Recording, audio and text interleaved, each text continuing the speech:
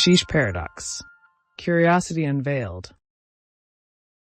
Hello, welcome to Kashish Paradox. This is the very first show powered by Lewa, and today we have a very special guest on this very inaugural episode of Kashish Paradox. You may know or you may not know.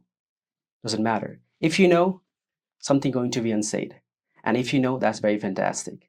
So let's dive into it directly to Mr. Samim Khan. Welcome to the show, Mr. Samim Khan. Thank you. Thank you so much. Thank you so much. Okay, let's begin this now.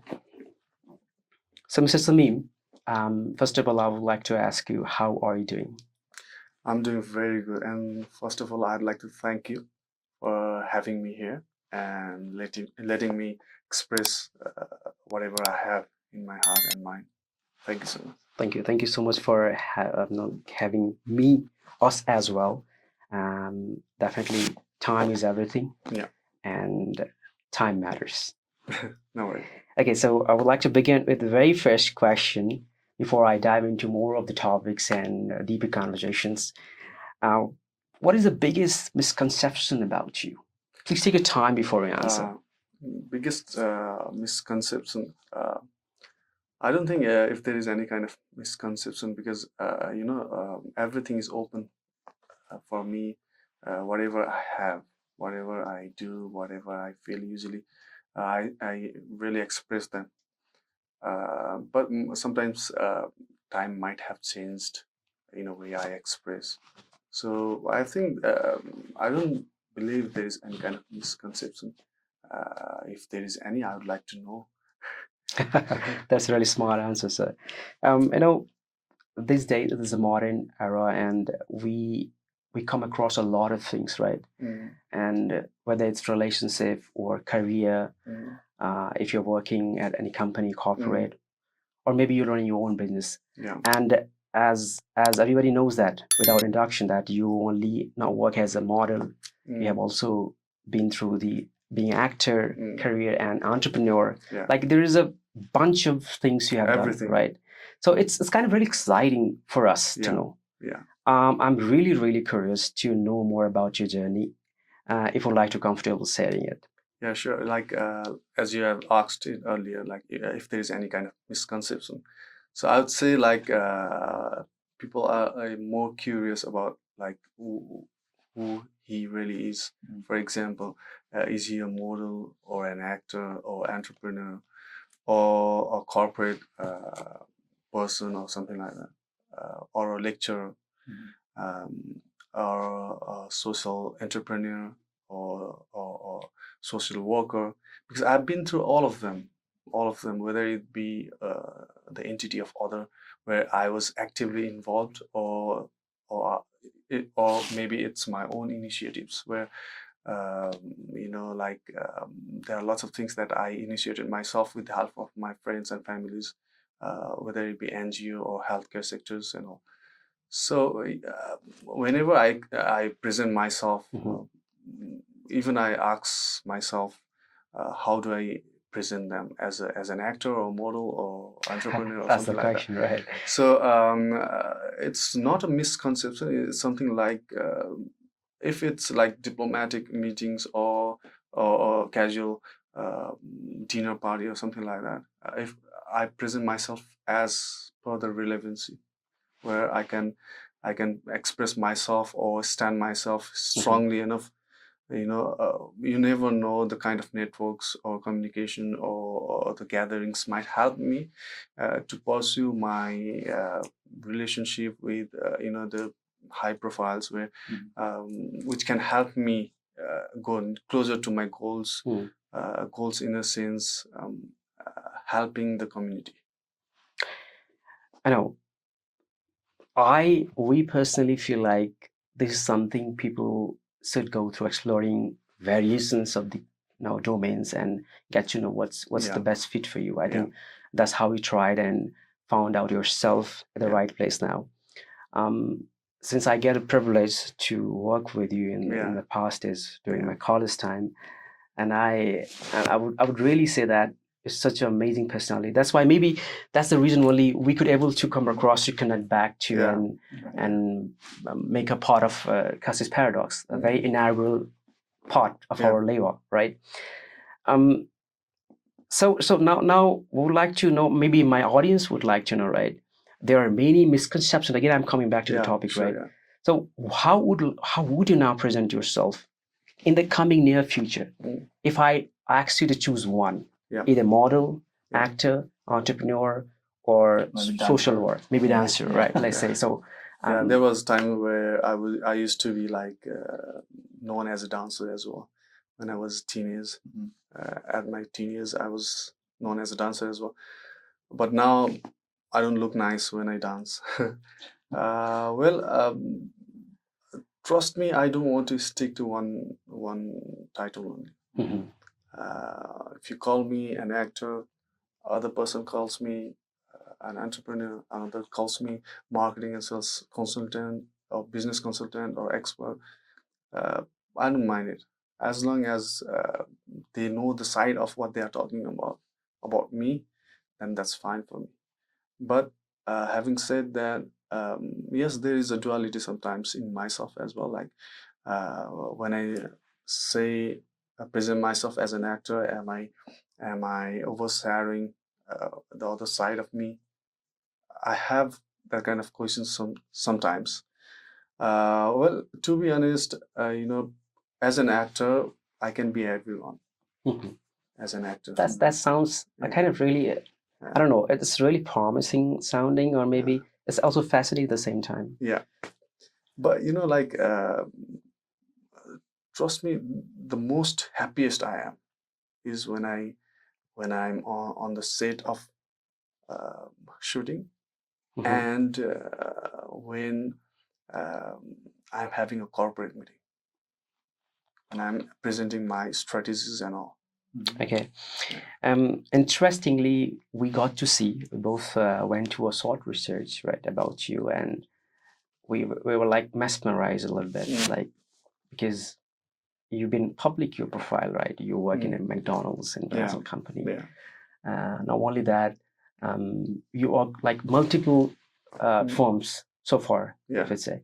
And along with that, you also try to make yourself charismatic enough to work in a cinema.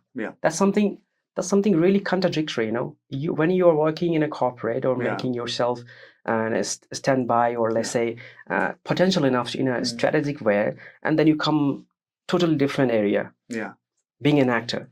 So how did you manage that? Like, how was the overall transition, and able to, as you said, that you're not going to put yourself in a single domain, right? You're exploring. So how are you going to manage yourself? I'll tell you one thing, like your question is giving me goosebumps, because those are the things, like I really have had such kind of feelings, and I'll tell you how it helps me, like two different industries, and I'm holding them within myself. I'll tell you one thing. When I was like working for a healthcare company, being a good leader, whether I'm charismatic or not, being a good leader, a knowledgeable person, an experienced person, leading a company, what I believe is like whatever the way I guide and lead and manage the company, I make sure that my team are enjoying what they are doing. And that's only possible when I'm standing there as a leader, as a charismatic person, right? And whatever I do for the company in terms of effectiveness or efficiencies, that has really helped me, the kind of character I have as a model or an actor, and my knowledge and my experiences. I have found myself the place where I have stood there, led a company, led a team, where they were doing it probably 50 or 60% of efficiency, where in my presence could have been more than 300%. Oh my God, this is a big number. and those people are so much happy and so much of retained, less employee turnover, happiest environment, and they are dying for the company to give their best only because of the leadership, and that comes from the character I have as a model and an actor, that kind of thing. And now again, as being an actor, when I'm already on a project, my corporate side, my marketing side, my sales side, my business side will help that project to do it better commercially. Now I'm kind of stuck. Why? I can connect myself personally with whatever context you drag over. You said that you've been such a good leader, and still you are, and you're planning much more in the future in the corporate world, also business world, right? We connected. We both really connected. How? Since we are in Nepal, right? And somehow we are able to do kind of business, and it's going well by the grace of God. And leadership, something that really make us stop for a moment. And since we have been through the experience of working in a corporate culture, or let's say corporate company, we know what are the flaws, what are the potential aspects are there. And then the things you explained just before, leadership, when your staffs are working at, like, let's say 60 to 70% of efficiency, when you're there presenting yourself as a leader, going to 300%, something like double to double, right? Yeah. That's really amazing. So if our audience would like maybe wondering what could be one leadership trait that anybody should carry if anybody wants to make a business, from your side, from experience, what would you suggest? What could be the behavior, and one trait at least? If you want to go many, please go ahead, but if you want to say one, please, I would like to hear from your experience. Usually, if you can carry yourself, there's a terminology called emotional intelligence, and also understood as emotional, sometimes we call it, I think, emotional quotient or something like that. I think that's very important because it comes from a culture, the corporate culture. You need to understand that even your small word or expression can deteriorate your team's confidence level. And if you want your team's outcome to be 100% at least, then you need to be sure that you are giving the full privilege to have that person be himself or herself and carry out his duty to the best. Once, like, you make them feel less, and it's gone. If you think that you by mistake you have done it, then you have time to recover it. But sorry to interrupt, sir. That you said that you shouldn't make them feel less. But if you see, I'm not going to make a criticism of what are happening in Nepal, because we're in Nepal and we should talk about Nepal, right? So that people can know it. We have experienced brutally that every single, let's say 80% of company in Nepal are making their employee less in every single meeting, every single weekly or monthly meeting. Then how, if you say something about it, how we would like to make a resolve point regarding it? Well, actually, if you have hired someone already, then you might have put the person through all the assessment criteria and all. You have hired, that means you have seen something, either the attitude to learn or the kind of education or experiences the person has. That means that person is a newborn child for the company, right? Yeah. So you need to cater the person in a way that the person grows in the way he has already lived up.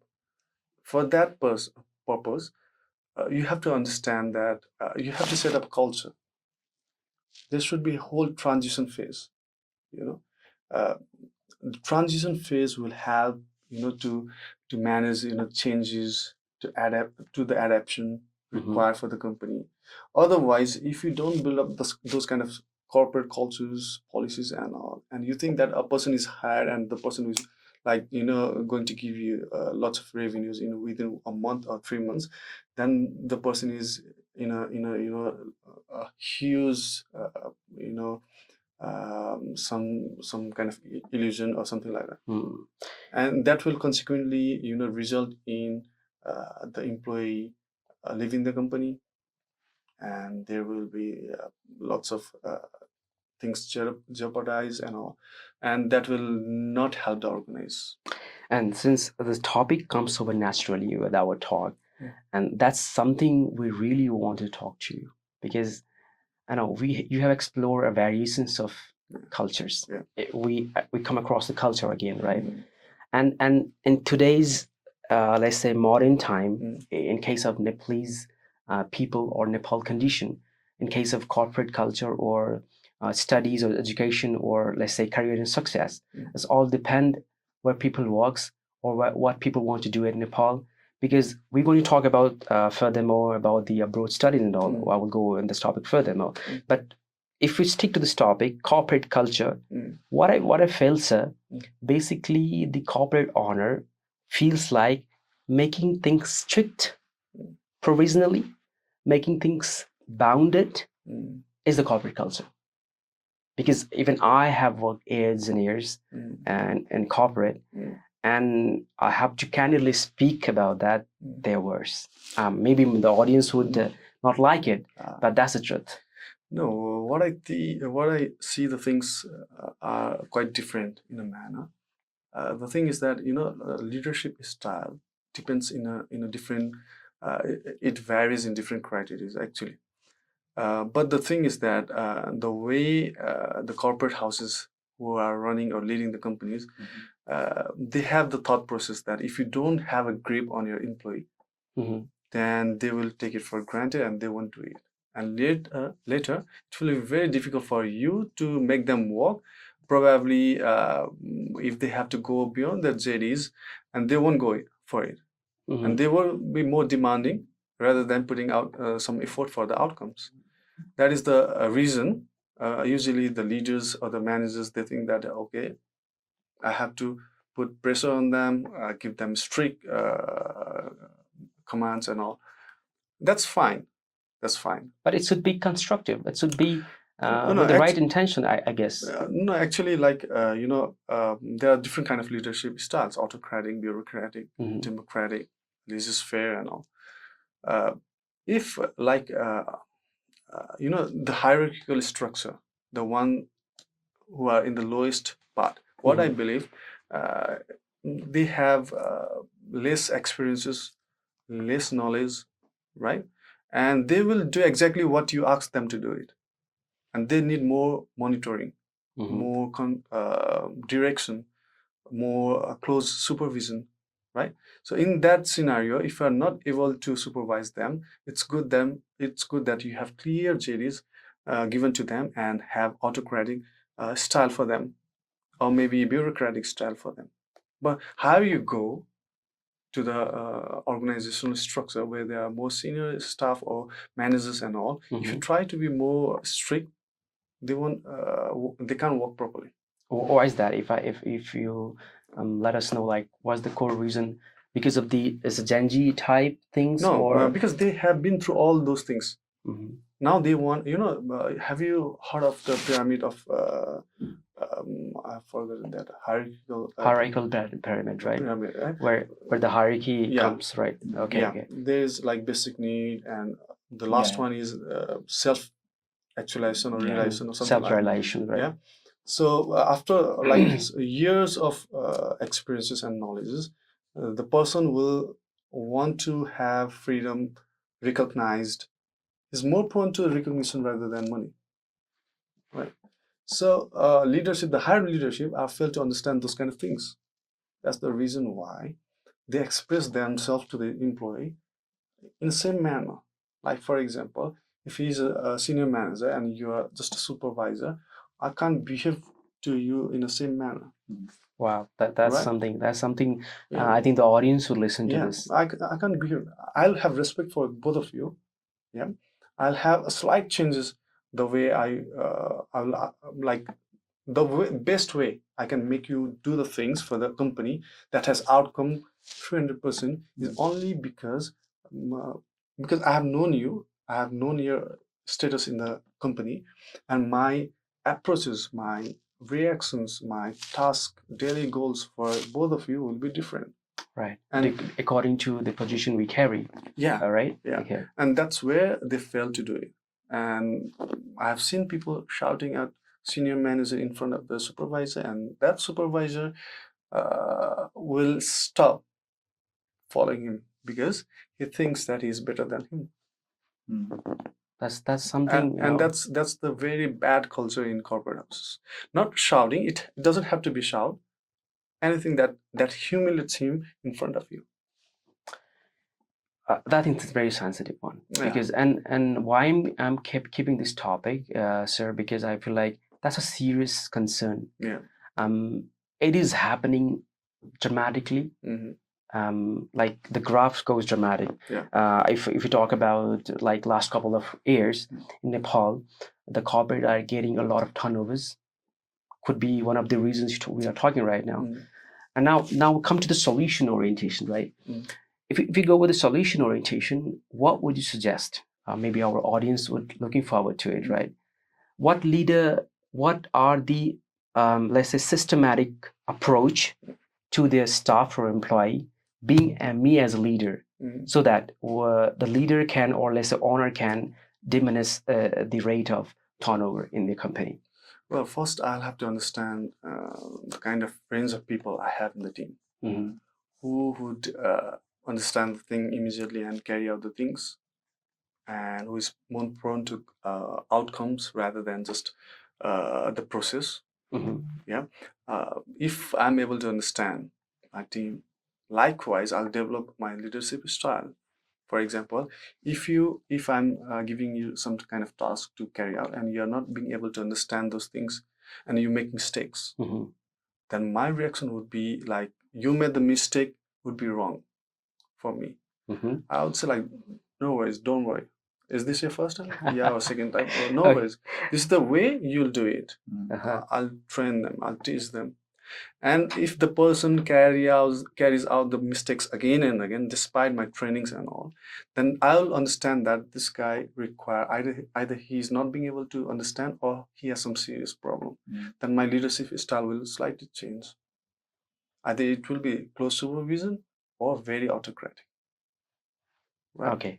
I mean, this is what we were looking forward to get from you, because we know that that's really works, and that's supposed to be in the market, right? Especially the someone who's listening, being a leader. That's lacking, sir. Let me tell you. Over my experience working in a corporate for 5 to 6 years, I feel like none of the company I've worked so far have this trait. And that's very unfortunate. Yeah, that's why they have the higher employee turnover.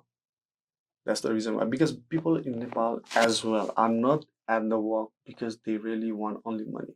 They also want the learning, the lessons. Initially, we tell them that, we'll give you trainings and all because you are new.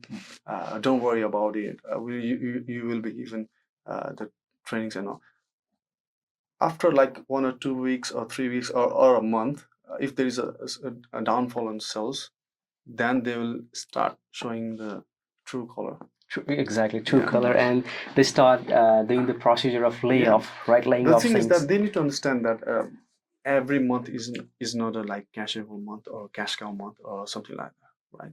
There's a fluctuation. A month is very sellable or something like that, cashable. Another month is like month of downfall. There's a fluctuation. They need to understand which one is the season and off season. So what I used to do is like understand the off season. Yeah. By the start of the off season, I used to hire people. Okay. Usually. Okay. That's how I do it. And in the phase of off season, I train my team. So like you are completely going with the trainings and all, full process and all.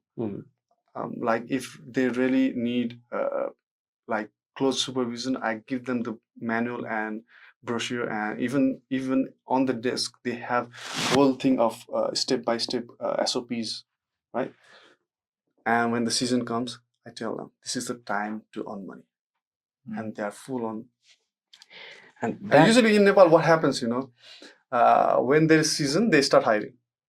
And why if you just candidly speak about that, right?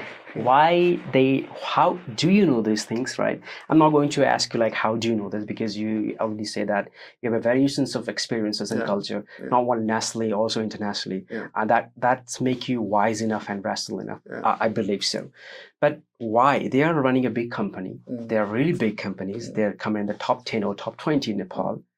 Why these things are not getting carried out, being them as a leader? That's something really unfortunate. And we both working like 50-50, and everything goes well because we feel like there is a good way of working. Maybe I'm gonna say that we do everything what you said, but somehow we are up to the mark. What you just explained. Maybe it's when it's come to leadership, when it's come to training, when it's come to close orientation or close guidance, we all do that. And often in our meetings, Mr. Ashish and me, we try to make a diagnosis first with the problem, and within a week we come across to the execution. Now only only go. So this is how we work, and I think maybe there's certain way we can improve, but it is really working. And Mr. Ashish is like, sometimes Mr. Ashish go and say that, okay, you like very light to the employee. Sometimes he just in our personal conversation. And I said that, okay, sometimes being light is a strategic way to take a rule. You don't have to just go and direct. And this is how it subconsciously works. And this is, I believe, one of the great traits as a leader. So now coming back to the point, now do you believe that giving trainings to leaders who are sitting in the higher position in Nepalese companies is required? Someone has to take, it's very important. It's very important because it helps the leader to be up to date on what's happening in the market first. Second thing is like, you can't run an organization in the same pattern that you have been operating past 10 years. Sometimes it has to go through the changes and all. And every changes has a need for upgrade of knowledge, skills, and your thought process. Right? So there are lots of things that have to be upgraded, and for that training is required. Another thing, maybe a company, for example, has a lot of policies, but because it's operating in a certain pattern only, and is only touching a few things only out of the policies, and by the certain time, the team might forget what kind of policies we have because of some contingent situation and all. If that team member comes to or is exposed to the situation where he has to carry out certain tasks or decide something on the basis of the policies, which is not been there in front of him for a long time, might forget and decide something else. So this training will help him to upgrade the policies, the changes, sometimes the products and services. There might be some kind of changes in the products and services, the processes, for that purpose. And there are different ways of carrying out the things, and which might change in time. So for that purpose as well, there should be training. And hopefully, definitely you're also looking forward for collaborations, and maybe you do a different business in the future. Also, we are trying to launch one more segment in the future from Liva, where we lead the leaders. I mean, we train the leaders. Definitely, we need a professionals to make a collaboration, who have a core knowledge about leadership. But this is what we feel like is lacking in the market and required. Because everything is based. If they are leaders, they're running a base of the country somehow. I'll tell you one thing. Okay, why this is very important thing. I have worked in a healthcare sector. I've worked in IT companies as well, as their business processing consultant.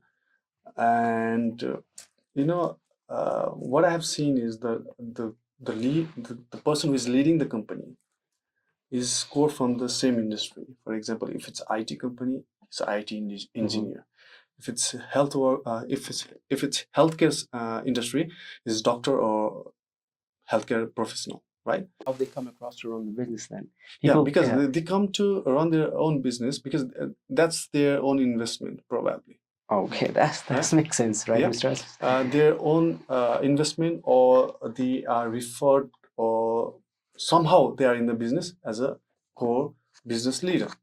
Now, about training, if you could provide them or approach them with core management training, how they can be more beneficial in the company, where they can manage the company, lead the company properly, then I think that would be very good. Because I've seen like doctor running the hospital and they don't have management. Usually they don't have management knowledge, and I've seen that not all, most of the hospital or healthcare, they are not performing that well because of the lacking side of management. And I've seen people from these industries who have opted for executive MBA or MBA courses or management training courses, right? Even if I was MBA degree holder, to become a manager of my company, McDonald's in London, it's a multi-billion company. We all know that, right? To be the manager, I had to take management courses from McDonald University, right?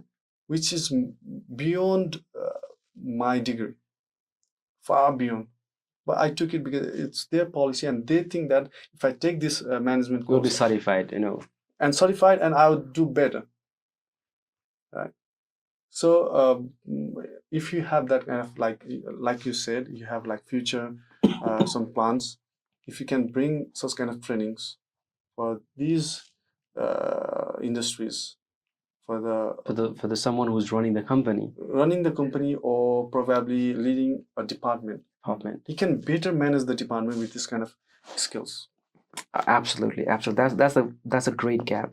And because of this, what I feel like people are suffering, and even the company is suffering, but not realizing that I have to take a right move onwards. They keep on grinding in the same path, and because of that reason, they don't come up with the efficiency. If they are like, okay, this is happening because this is cause of the market is not good.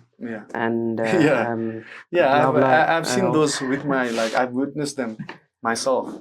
I'll suggest them from here that you need to keep aside your ego and try to I'm being very harsh with those words, but it's true. Sorry, sir. So I would like to request my audience who will be watching this, right? So please take this. Maybe it might help you out. Please, sir. Yeah, like if I invest, taking some kind of trainings is like I'm working for myself. I'm investing on myself. If I have gone through lots of learnings to understand the healthcare sector, and that would help me apparently to manage and lead the healthcare sector, right? So that's why I was able to be successful enough to operate healthcare sector, because I was learning how this sector operates, its level of sensitivity, the legalities, the documentation, the records, the standards, the government expectations from the company, right? So I was learning everything.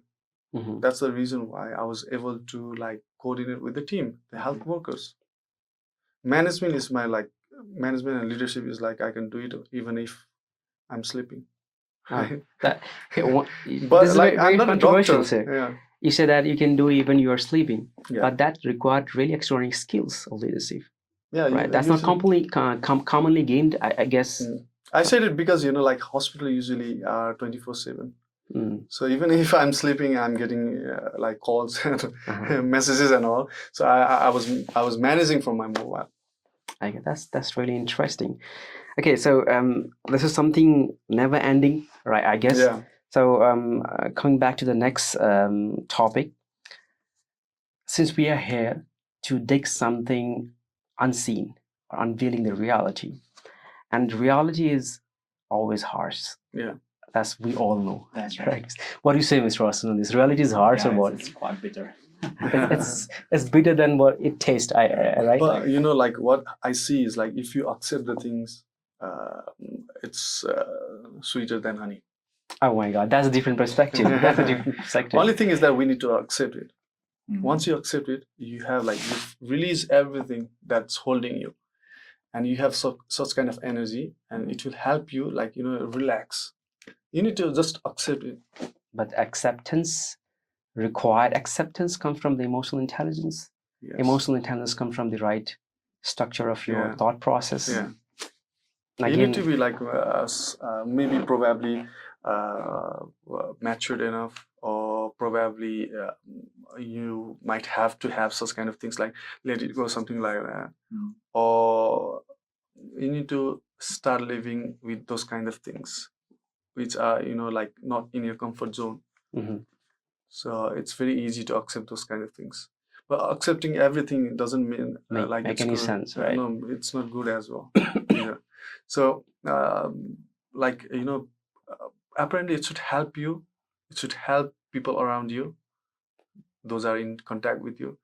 It should help your community, your society, and apparently maybe you're right. Okay, so coming to the correlation with this topic, right? We are in the serious talk. As we have been seeing that, like, thousands of people, thousands. If you go to the Tribhuvan International Airport right now, then you will say there is a kind of carnival happening. Isn't it? Every time you go there. Yeah. So, and we're not going to talk and put. But I'm interrupting you please. At the moment. That's a sad part. That's a sad part. Yeah. That's super sad, sir. and we're not going to talk about more of bringing the politics things in there, but as a person, as a human, or let's say as a potential one, what is happening? And if it is happening, why people are directly, when they pass out SE, and start thinking about going to abroad, rather than thinking anything else, maybe struggling and juggling with any aspect of their life. They just simply take a thought process of, I will be completing my SE, and then I will be maybe the +2, much more. But how do you think, as a parent, as a really experienced one, exploring a lot of domains, is it okay, or it should be taken like in this perspective? What is the core valuation? It should be there. No, actually, as you know that I was living in London for like 4 years, right? And when I came back, I didn't come back for good. I came on holiday actually, and I didn't go back with the thought process that I'd do something in my country. Whatever I have learned in the UK, I'll execute here. Oh, please. But the time I tried to struggle, there is no place to execute the same thing. If you have to execute, you have to initiate yourself. You can't go to a place and try to execute the things you have learned. It won't be accepted. It won't be accepted. So you said that why is it happening and all? Kashish Paradox. Before going to London, my thought process was like as I said earlier, I came back from London, right? But before going to London, what I used to think, it was in 2007-8, something like that, when I completed my GVA. So I used to think that if I go out of Nepal, wherever I go, my life is settled. Even if this was a thought process. Yeah, my thought process. Even if I go to India as well, life is much better than here, right? But when that time I really wanted to go to Dubai, and even I got selected for Emirates Airlines as a cabin crew, but because of some reasons, I was declined by the end of the recruitment. So I applied for MBA scholarship, and I gave a test in an organization. I got scholarship, and I went to UK. But when I went there, life was not that easy. Like where the reality comes now. Yeah. Actually, I started learning the things in London, the real things, the kind of skills I have actually, the kind of things that influence me, whether it be like what makes me happy, what makes me sad, the level of struggle, how much hour I can work. I have like worked around 26 hours straight standing, 26 hours Oh my God. standing. Yeah. So I realized that I've that kind of power, that kind of strength. I can tolerate lots of things.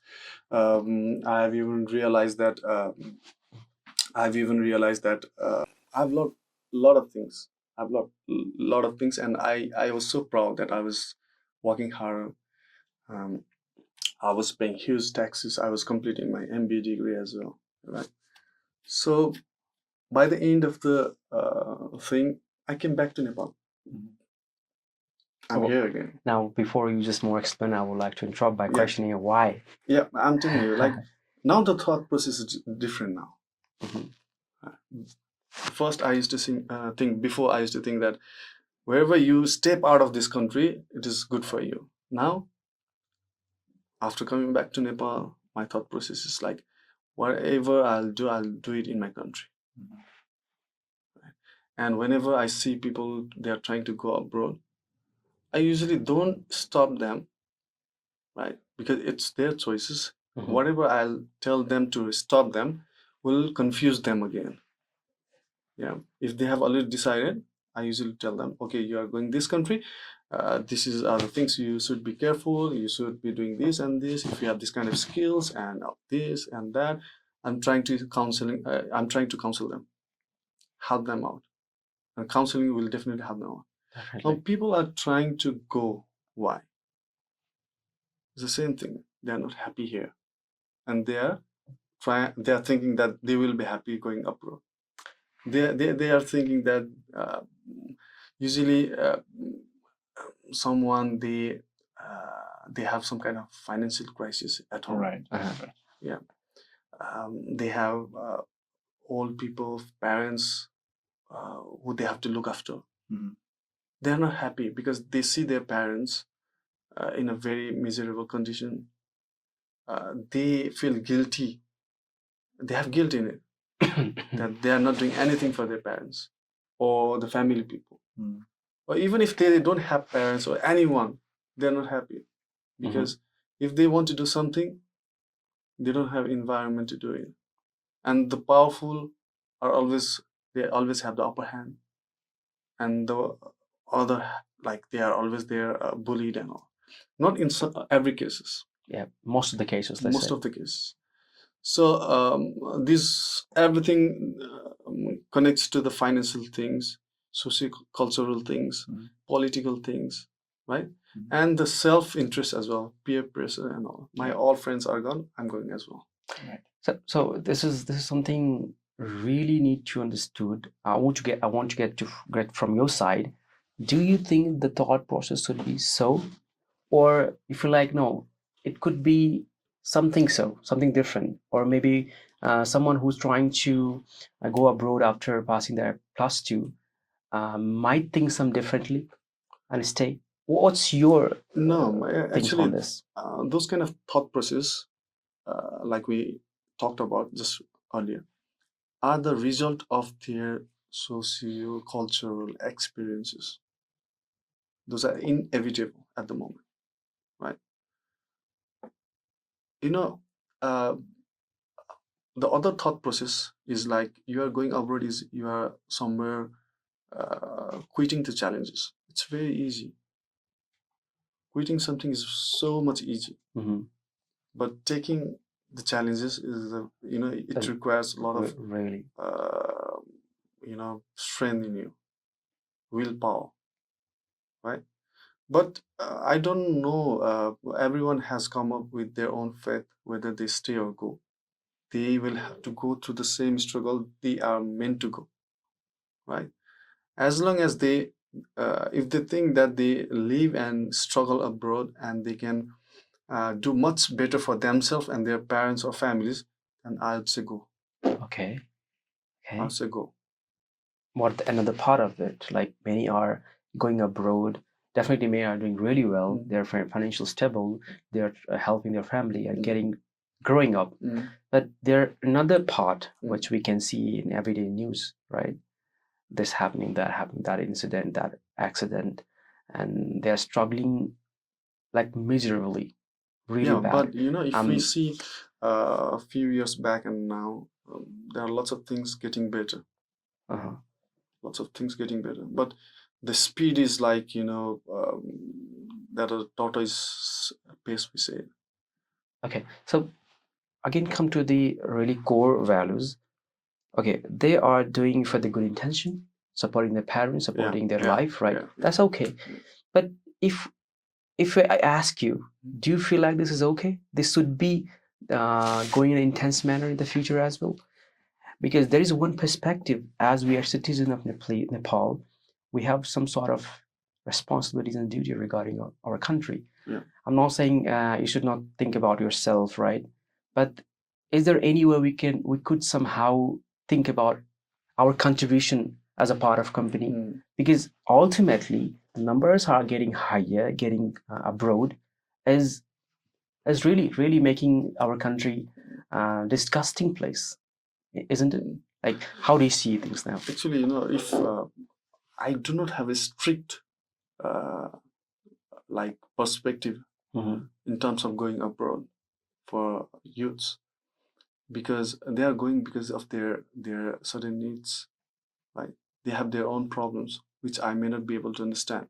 So in that regards, I would say, okay, fine. But if I see about my country in general, let's say, yeah, when I see about the nation and all, like I don't feel good about it. So what I'm trying to say is, for the same situation, for example, going abroad, youths going abroad, I have two kinds of feelings. That's fine kind of feeling, and no, that's very bad kind of feeling. Right? So there is no right or wrong things. Yeah. For me, I went abroad, I came back. And that's what supposed to be. See, I believe now so. I'll show you the real things. Yeah. When I was there in London, no matter how hard the struggle was, my healthcare was free because I was paying taxes. My if I had my family and kids, they would have the same kind of privileges. My kids would study for free, right? Because that time I was single, right? But yeah, I was paying huge taxes. Okay. Tax and all. In Nepal, even if I pay taxes, I don't know where it's going. Okay. Yeah, I'm telling you something. See, people ask me that in London, my friends and families, they tell me that you did very good things. Very good thing. You decided good that you stayed back. But they don't know my struggle. I chose not to go back at the peak of my career when I was offered sponsorship from another company. I had sponsorship on my hand. If I had taken those things, if I had changed my visa, by now I had my red passport. But I straight away told my family and friends, I have no intention to change my passport. I don't want to change my passport. That means I have no lust or no attraction towards, you know, being the citizen of another country other than Nepal. That's triggered. Yeah, but the batch, the friends who went together with me, they changed their passports and all for now. Good for them. Yeah, but the struggle I have over here now. See, that time I was a manager in a multinational company, 2011, 12, 13. Right? I was selected from entire Europe for performing best among all to serve at London Olympics in 2012, right? So I had all the struggles, all the success, and I was like, I was having like every year double promotions, triple pay rise in London, right?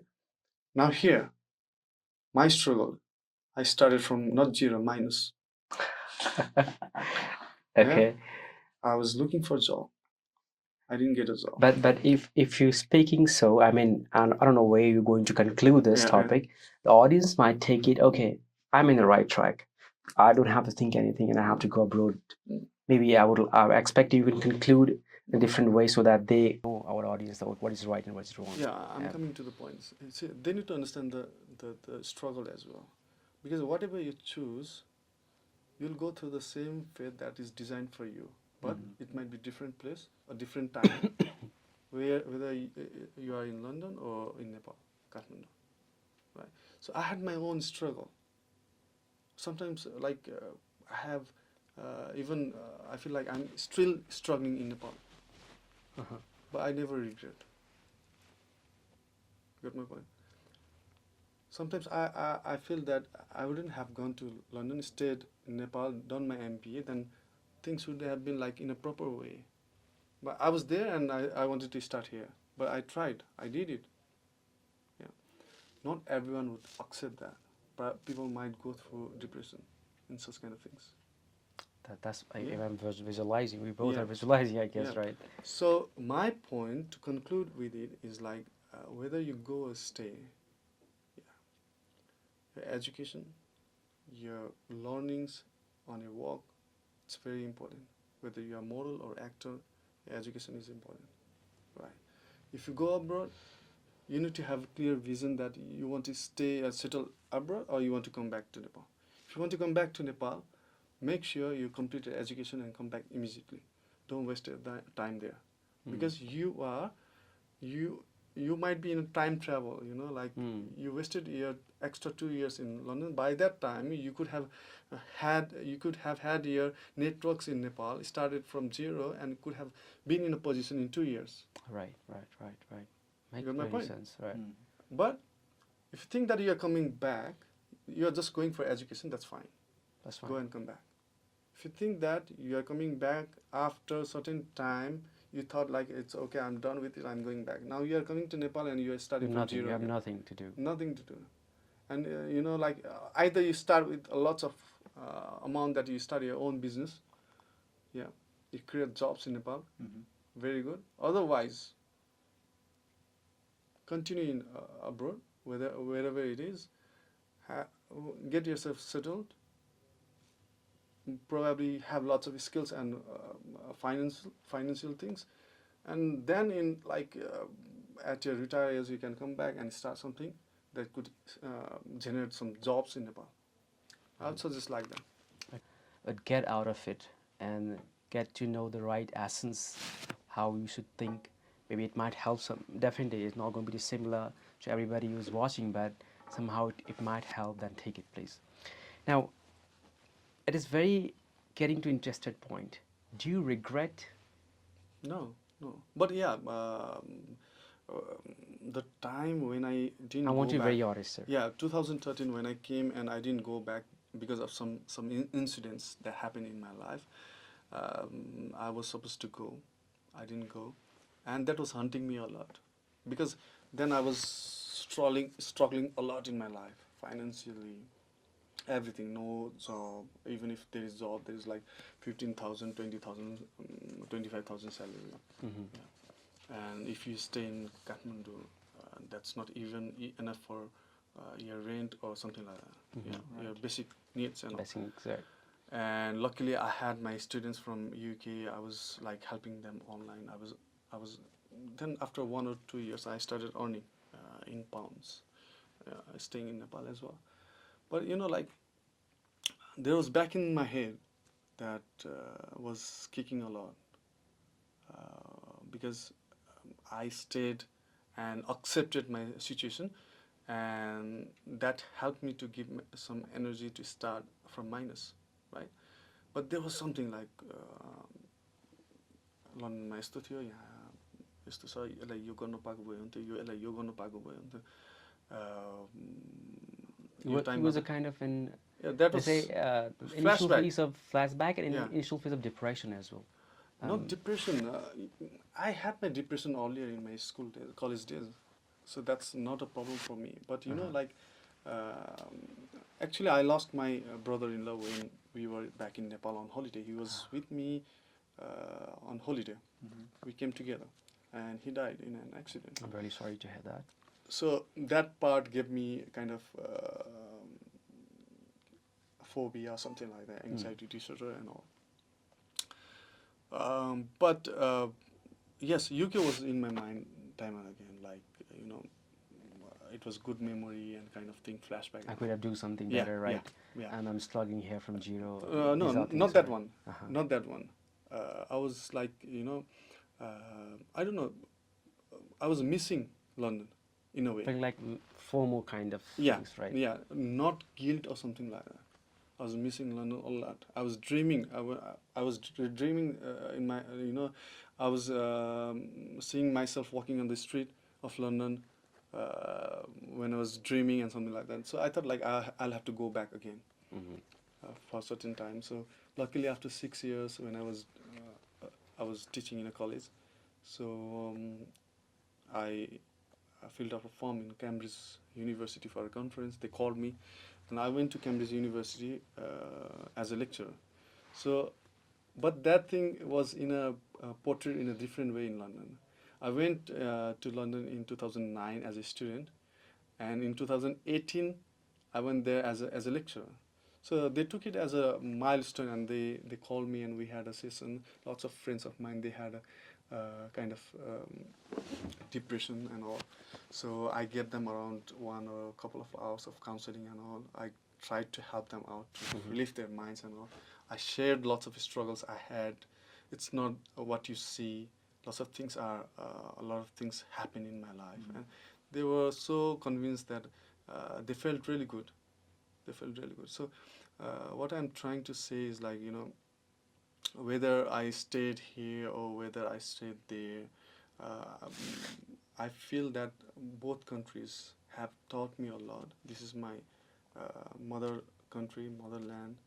That's my, you know, what do you say in English? I don't know, 𝐤𝐚𝐫𝐚𝐽 and all. Yeah, okay. That has lots of teachings to me. So basically, as a suggestion perspective, so that audience would get the clear insight out of it, what do you suggest?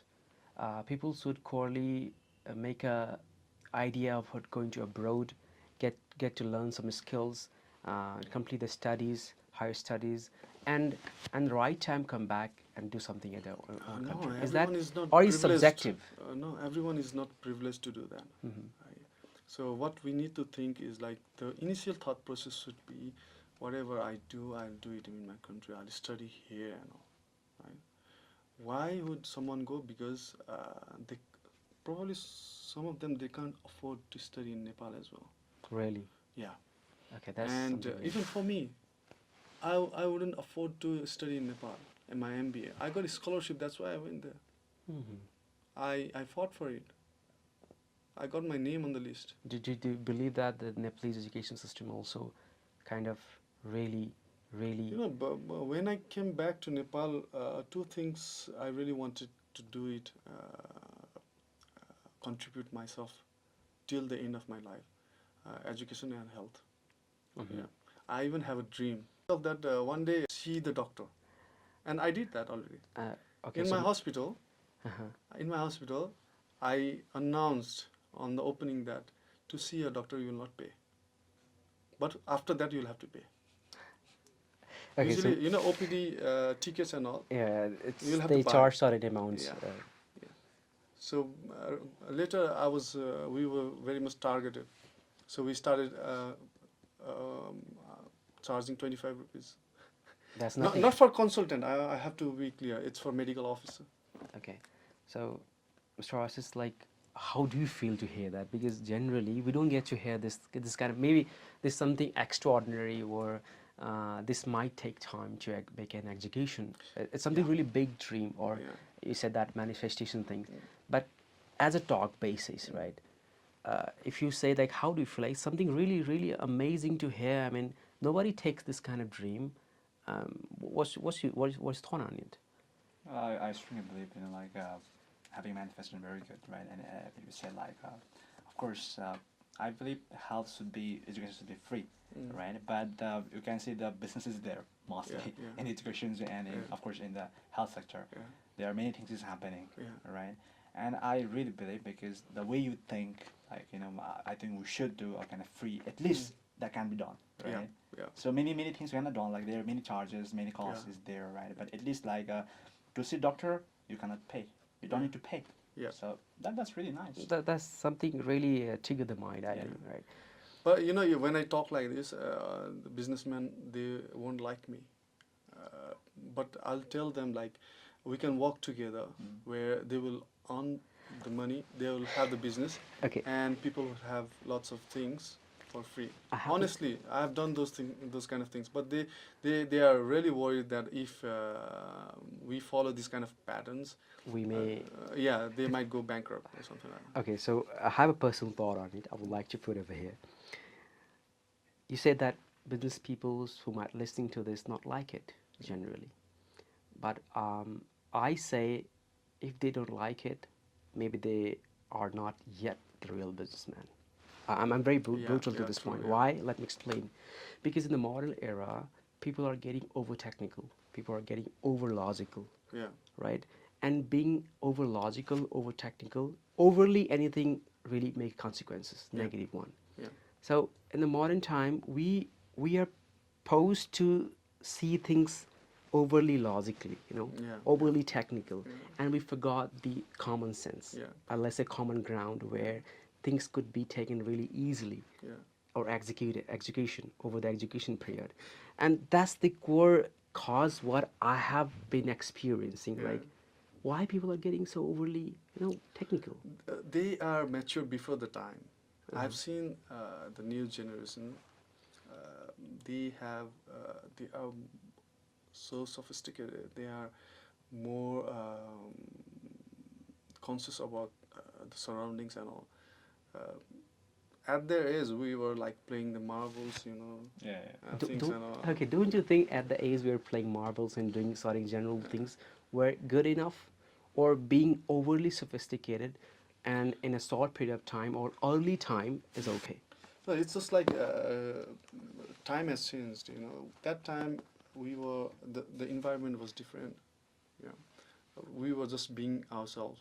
Now they are just being themselves. But I just tell them the new generation, or Gen Z or Alpha or something like that. Not Alpha, Gen Z. I'll say Alpha. They are yet to come. I think. Try out everything. Not drugs. Try out everything. Yeah, that will help you to learn a lot of things. I remember one of my friends from UK. He's British. He's from parliamentary as well, and he told me once, which I knew, but it really, it was like huge impact in myself. Like, what was his exact words?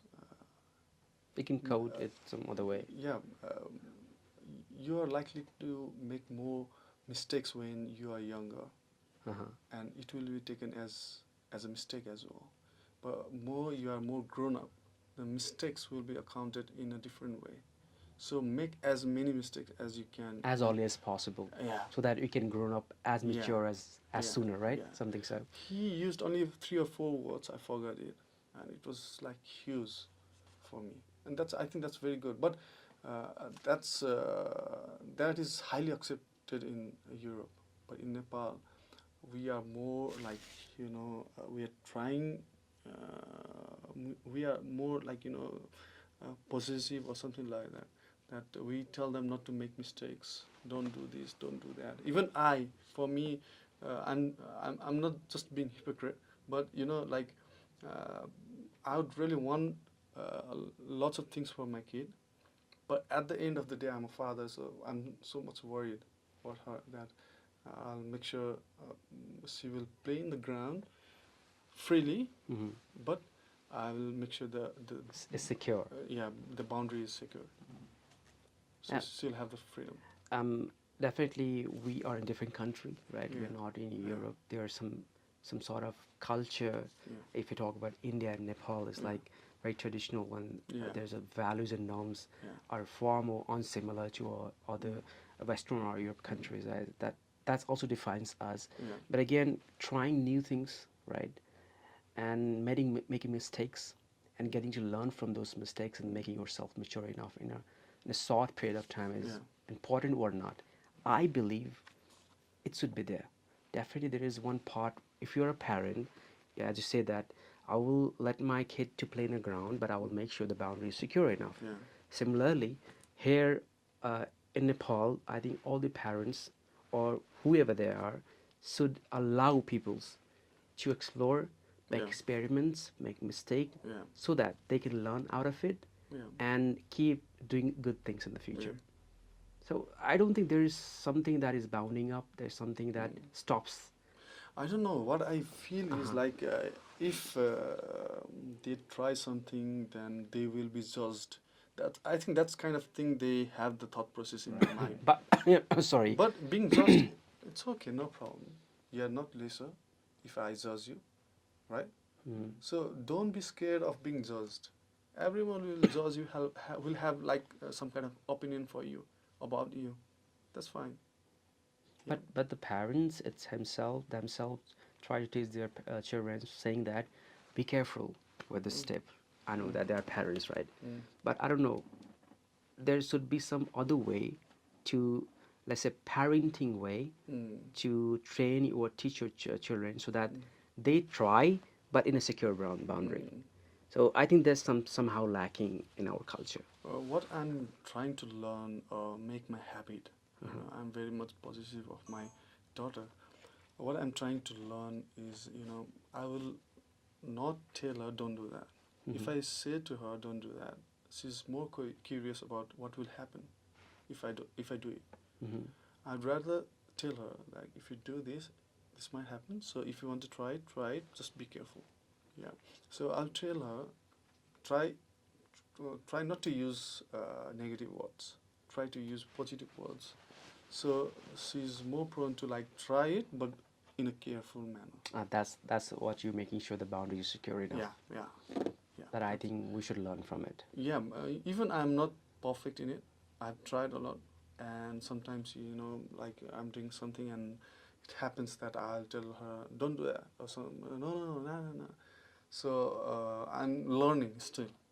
I'm not perfect in it. I'm learning because the way we were brought up, we were told not to do it, or we were restricted from lots of things, So I'm learning from my parents and trying to change myself for my kid. That's a really, really validating concept. And I think this applies to other domains as well, whether it's come Yeah. to business Yeah. or relationships, Yeah. right? Yeah. Okay, Mr. Samim, that was lovely of this part. We'll take a short break Sure. so that you can refresh yourself, and then we again dive into Yeah, some sure. interesting topic. Yeah. Thank you. Thank you. So welcome back, Mr. Samim. Thank I you. hope you refresh yourself by taking a short break. Thank you. The topic, the conversation was really interesting and intriguing, and I feel like we are heading somewhere really deep Yeah. or unseen. Now, I would like to go and continue again with the correlation topics, which is the base of today's society. And personally, I'm really concerned about it because even I'm young, we don't are young enough, and you're senior than way senior than us, and we might get some experiences from your side as well. So definitely, it's very much hype topic. It's a relationship. Okay.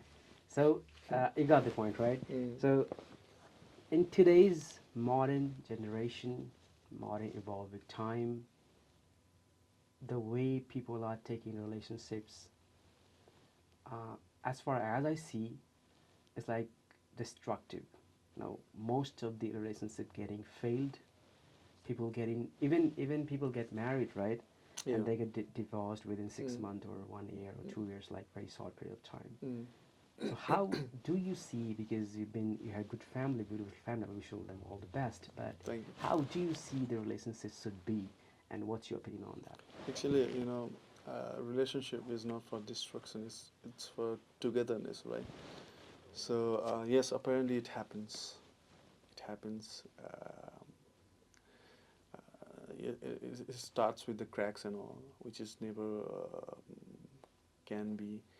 It can be like recover something like that, and that crack develops into the huge gap, and apparently there is some kind of tragic ends, right? So for me, it doesn't work like that. If I'm into a relationship, then I make sure I do my bit. honestly. And usually the relationships, whether it be with my parents or my wife or my kid, yes, the way I do it, I feel the same thing. But it's not like that in every cases. Right. Right. But if you say majority, Yeah. people are getting depressed, people don't want to be taking anything longer when it's come to romantic relationship, especially talking about. No, actually, like yeah, your love affairs, it might give you the depression, or it might take you away from the depression. So it's up to them. Um, Usually, relationship, it's a contract. Mhm. Usually, when we say it's a contract, then they don't like it, but it's definitely a contract where you you do your bit, you have your role done, you make sure your duty is done properly, and then you can expect other one does the same thing for yourself or for the relationship. It's something again like a corporate house. Okay. No matter how much the stakeholders they divide or they have disputes or creative disparity or differences or something like that. After they have the same goal, they need to realize their same goal, same the vision, the mission, and all. Similarly, a relationship as well. Whether there is definitely a kind of you know there it can be quarrelsome, it can be full of love or something like that. It can be togetherness, or it can be a long distance. Yeah, if we think that your goal is to be together, then you need to think of like togetherness rather than, as I said before, quitting is very easy. सबसे easiest काम is quitting. So are you tough enough to go just opposite, or you're just a loser to quit it? So basically, if someone try to take challenges as taken or view as the warrior, or let's say someone a real value man, if someone is trying to avoid the challenges that we're speaking, is a weakened man. Or No, sometimes a smart guy tries to skip the thing as well. okay, that's a different perspective. That's a different perspective. But usually you can't skip every time, because it will come up to you again, which will come in a huge burden. So if you want to take a huge burden all at once or step by step, it's up to It's you. all up to you, how you want to deal it, Yeah. tackle it, Yeah. right? Yeah. Okay, so there is a great connection with relationship in regard of communication, right? So basically, we understand that if there's a good communications and between the parties, or any kind of relationship, whether it's romantic or parent, any kind. So when it's come to communicating to anybody, do you believe that in your point in your life journey, what is the one point or one twist of your life that drags you to the success or the failure, only because of bad or good communications in your whole life, like whole experience, where you feel like communication, if there wasn't communication skills, I would have maybe fallen down, or because of the communication skills I have, I droned away, like I made a success. Success in what? The relationship or Yeah, other? we're talking about relationships, Yeah. so in case of this one. Like there's a huge chance that a misunderstanding can be developed in successive activities. After certain time, there are chances that certain type of misunderstanding will be created. It's always good that you keep it transparent. Yeah, keep it in conversation. Right?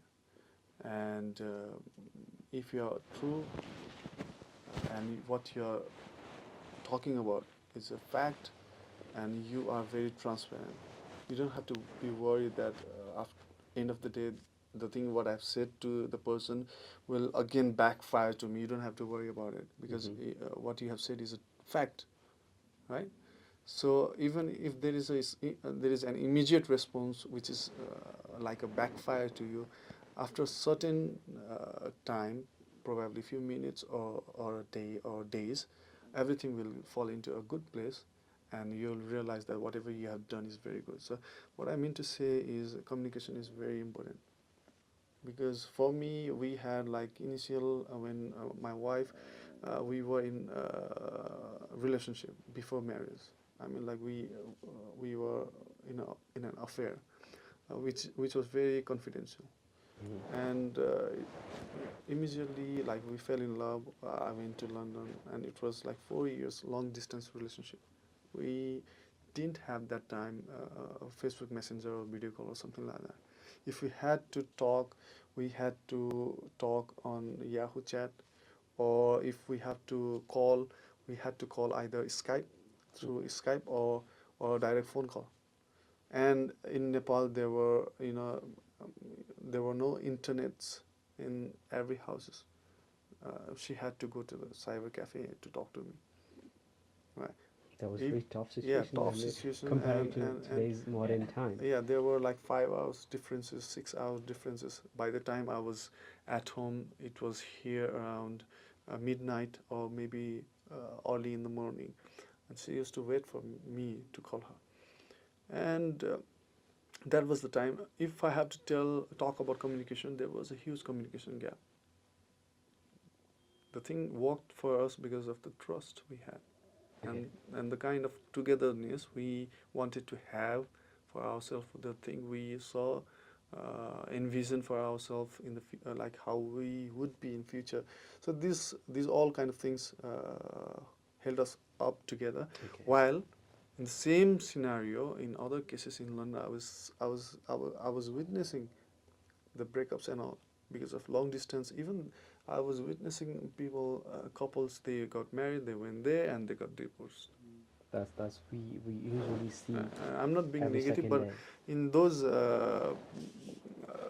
thing as well, we worked it out together. If I have to talk about communication, yeah. So in your case, personally, communication is the secondary, but the primary was the trust level or faith upon the partner, right? But in general, it doesn't apply to everybody, because I'm trying to portray communications, how important is it in relationship.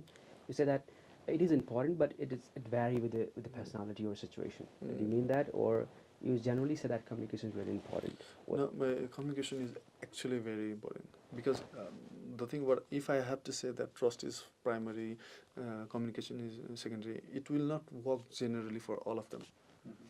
What generally works for everyone is like, if I have to tell them, like, there has to be a kind of trust. There will always be trust. But you have to keep trust. Yeah. The thing is that, even if there is a trust, there is back in there, they will ask questions. They will be asking questions that what is he doing, or what is he doing, insecurities and all. They will always be there, right? But you need to accept the thing that at the end of the day, we want to be together. And for that, whatever happens, yeah, it will fall together in the same place. But if I have to say in general cases, then I'll have to say communication is the first thing you'll have to have. Because if we have the trust, you usually have the trust, but you will not express it. Yeah. To express it, you'll have to communicate. You'll have to, like, for example, if you want to express your love, small things, girls, they like small things, right?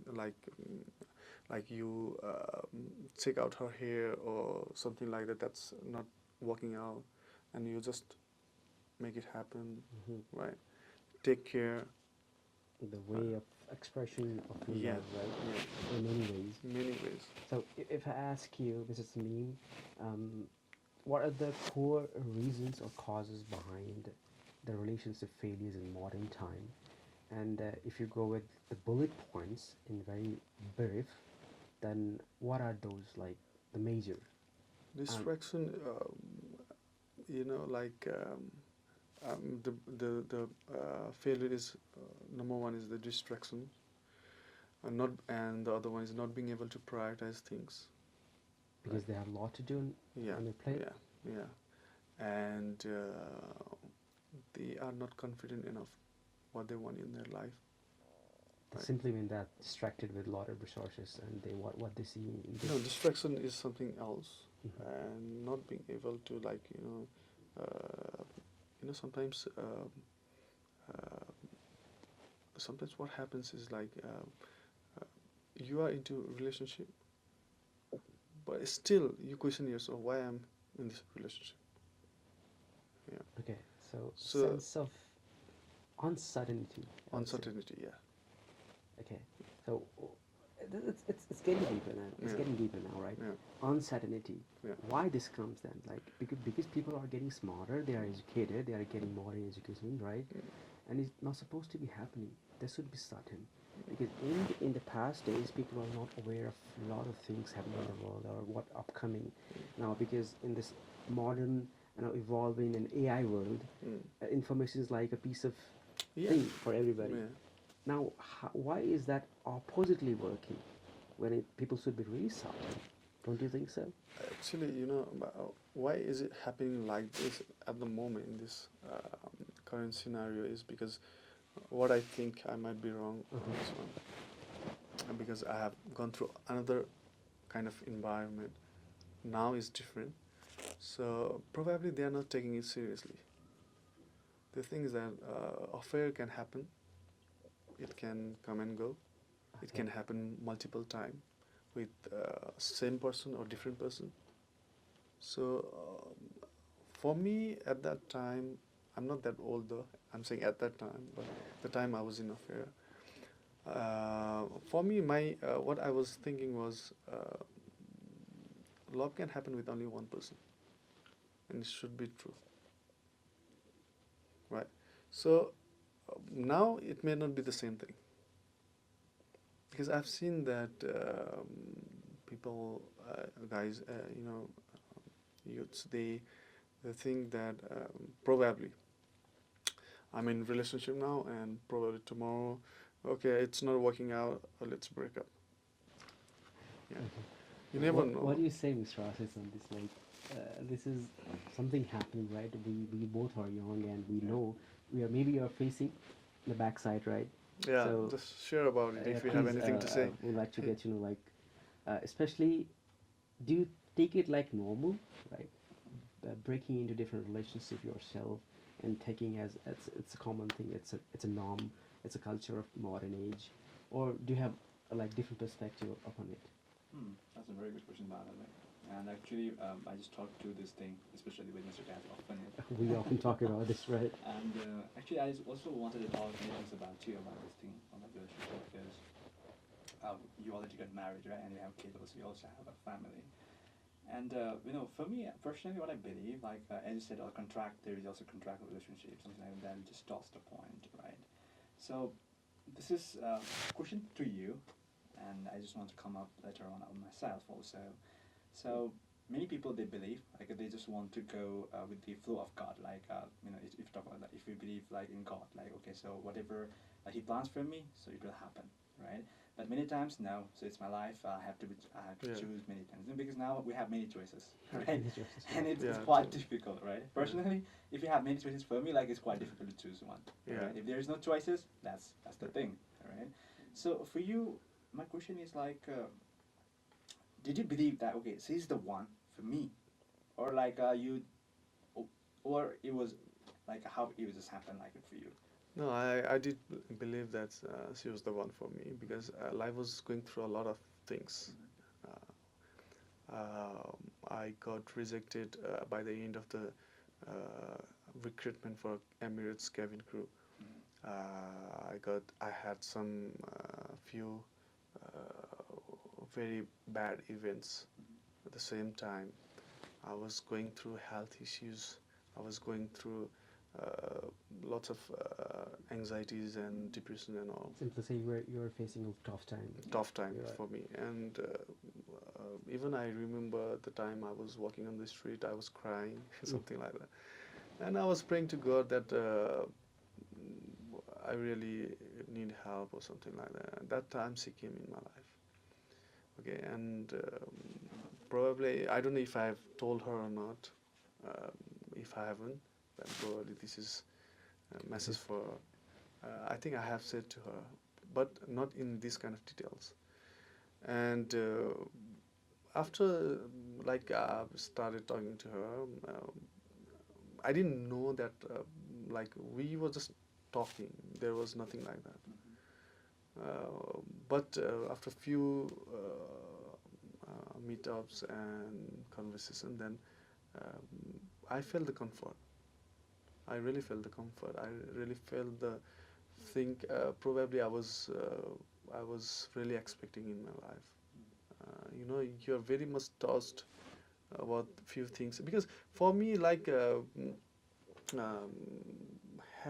know, like talking to a girl or having a friend who is a girl was not difficult for me that time as Yeah, well. of I course was you. like, you know, I was too, you know, in that time there was nothing like dating or something like that, you know.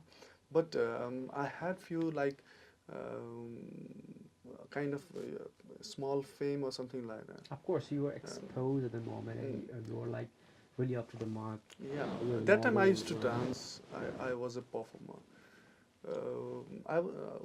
Why I'm saying this is like I was not desperate in this relationship. Yeah, I knew it. I felt it. I had those kind of things that I really felt that okay, Allah has chosen her for me, something like that. Yeah.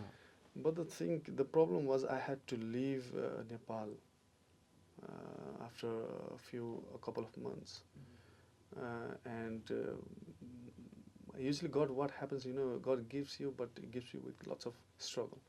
Everything comes with a cost, Yeah, simply. yeah. So it applies everywhere.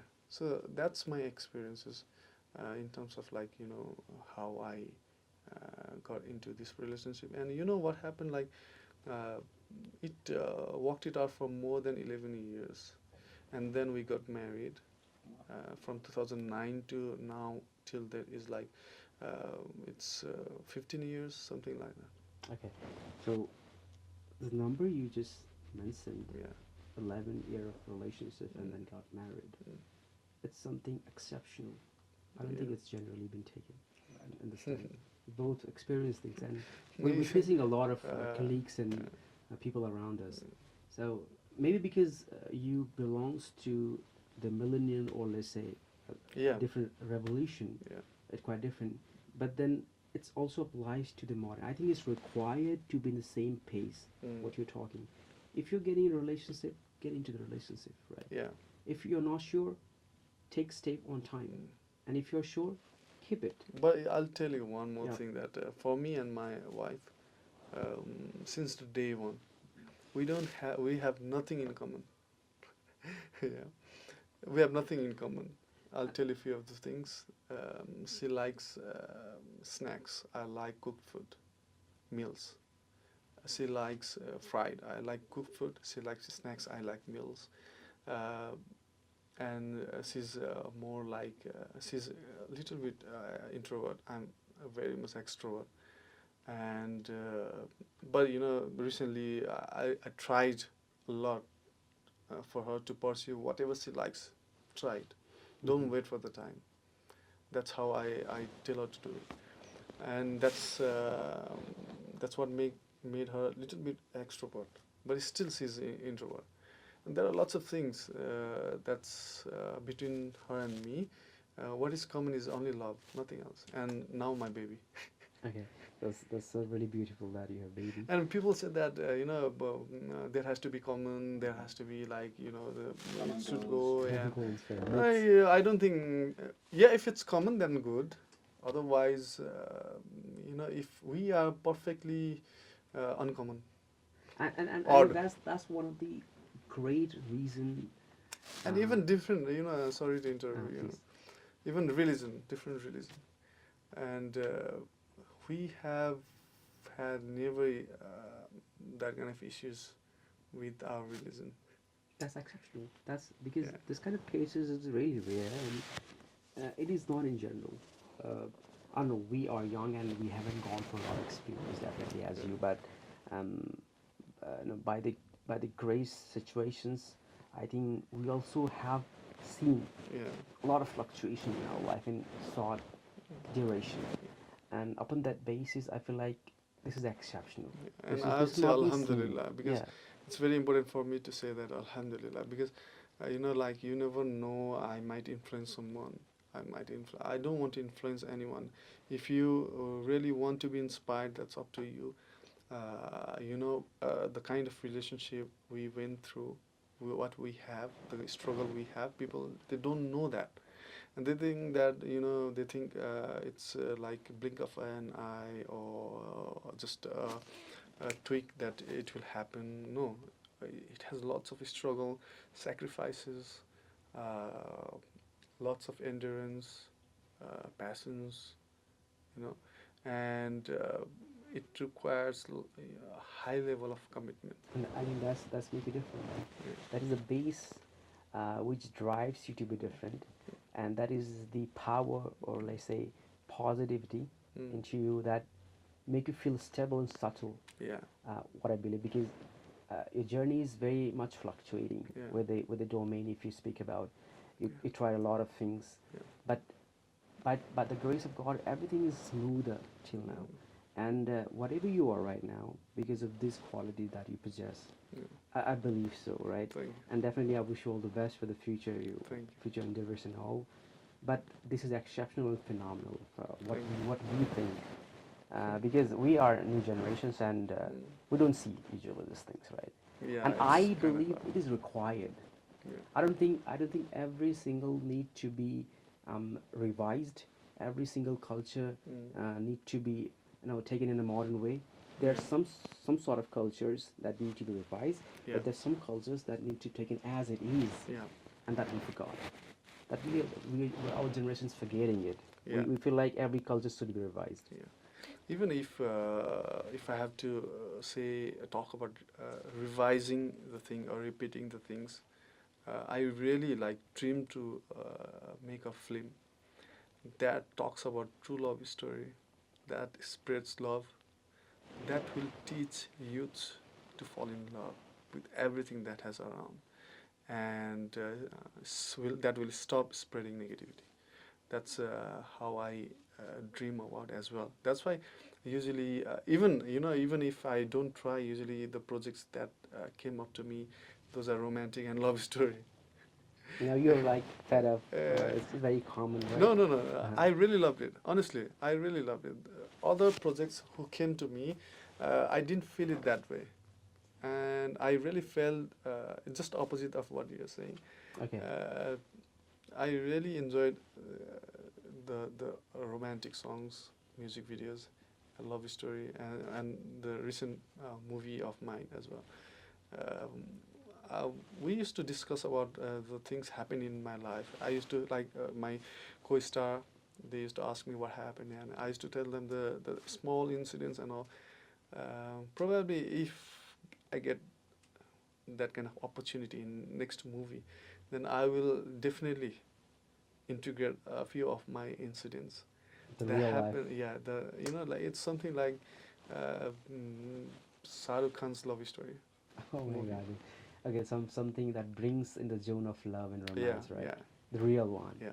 And I wish you all the best, Thank you. whatever you are planning, sir. Thank you. And definitely God will fill up that blank in Inshallah. the future. Okay, so coming to the point where we are about to wrap this podcast, with the very positive note, Mm. the very last thing, relationships, communication, I believe is the core of generation. Relationship, people take it, okay, you talking about relationships, and you're not going to do anything. You're talking about girlfriend, boyfriend, right? And they forget the essence, the real essence of being in real relationships. I'm not talking about jumping into Yeah, yeah. this kind of. But if you know the real essence, it might help you to get to the success in a short period of time. Yeah. So do you believe on this thought? Like if you have a good sense of humor, along with sense of wisdom, relationship will help you out. Rather, people think that relationship will burst you out, and if you are in the relationship things, you're not gonna make your career things. I don't know whether it's myths or misconception. I would like to get to hear from your side. It can happen both ways. Uh-huh. It can be very helpful. It can be like life-threatening. What are the conditions of those? See, if you are into a relationship and you have very much supportive partner, you have someone to talk about first. Usually people, they don't have someone to talk about. You can't talk to your parents about everything. And you can't even talk to your partner about everything. Right? But at least there is a split, and you can talk about certain things with your partner, and the partner will help you out, way out, and at least the person will consolidate with, like, don't worry. Yeah. Usually, currently, people, they don't have someone to pat on your back and say, don't worry.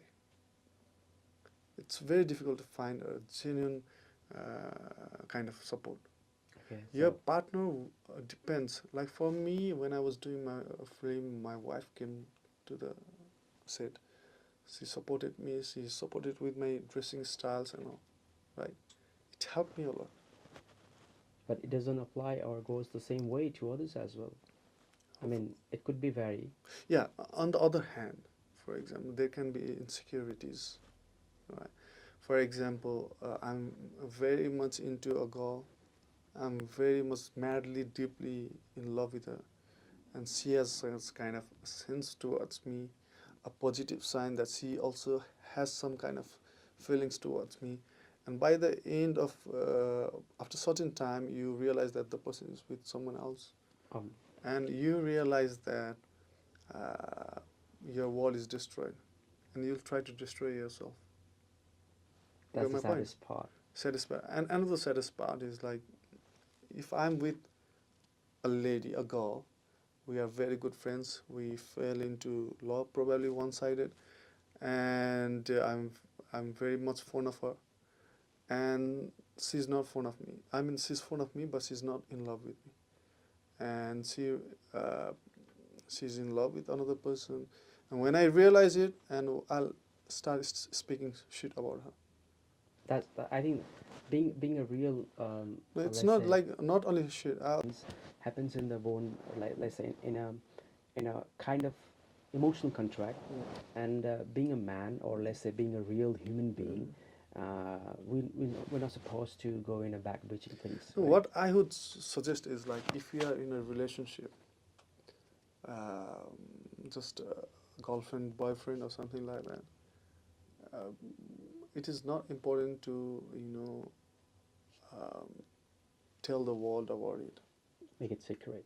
No, it doesn't have to be secret, but like, just keep it casual. Keep it casual. Okay. Yeah,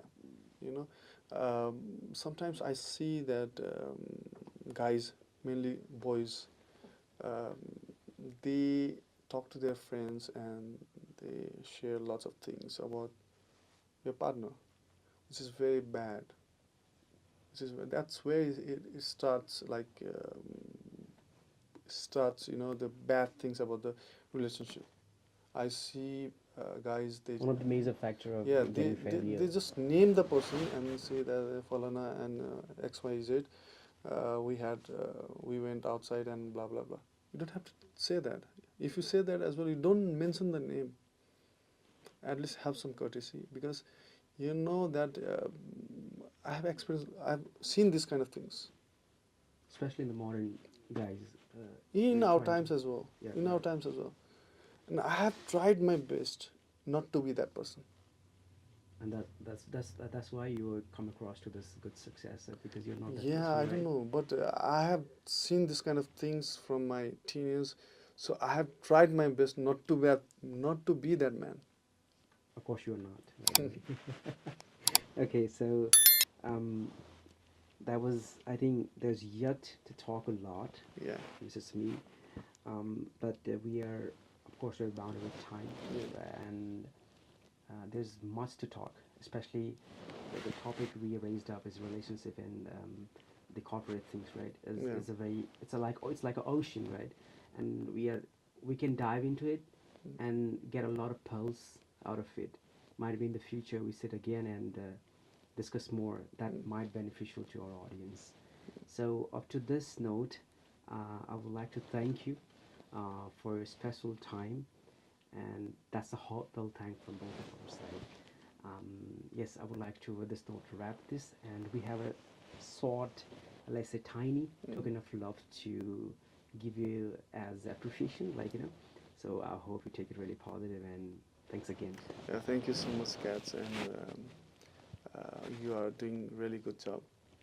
And to wrap up with this, I would say that whatever we have talked about, I expect and I wish that it will have very much positive impact on the audiences.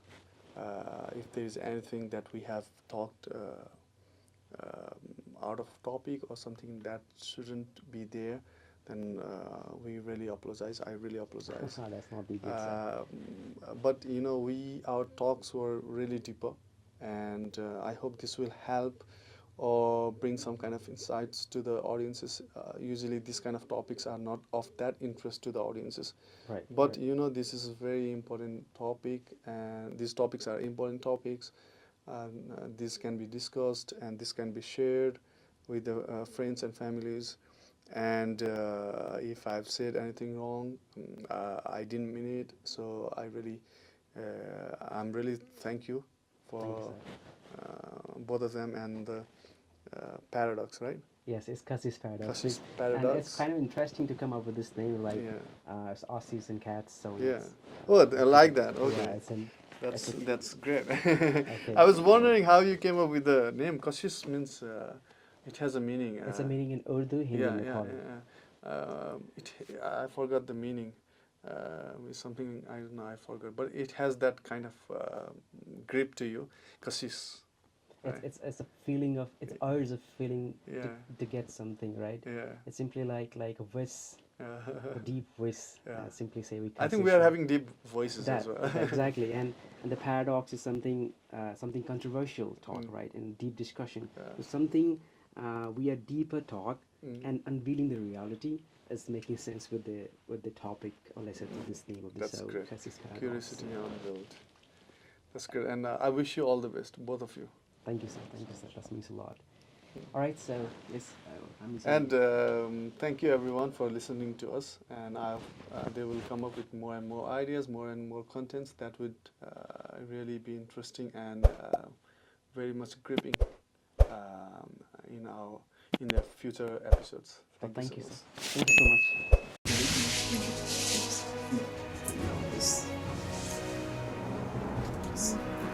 Kashish Paradox.